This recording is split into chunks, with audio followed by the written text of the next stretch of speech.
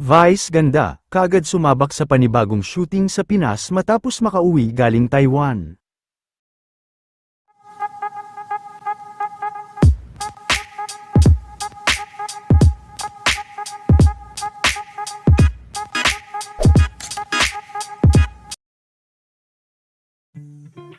Matapos ang naging successful shoot nila Vice at ng kanyang team sa Taiwan para sa kanyang upcoming movie,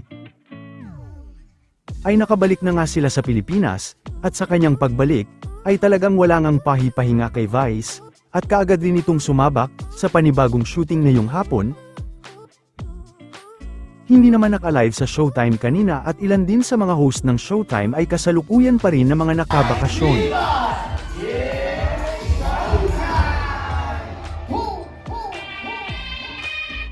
Marami naman sa mga fans ni Vice ang excited na rin sa mga eksena nito sa kanyang upcoming movie.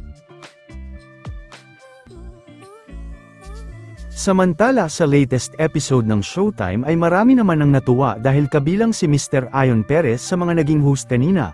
Matatandaan na lumabas nga ang balita na magkakaroon ng balasahan at pag-reshuffle sa mga host ng Showtime.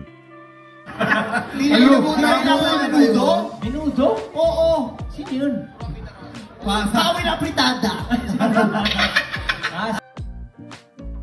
Ito naman ang ilan sa behind the scenes sa latest episode ng Showtime.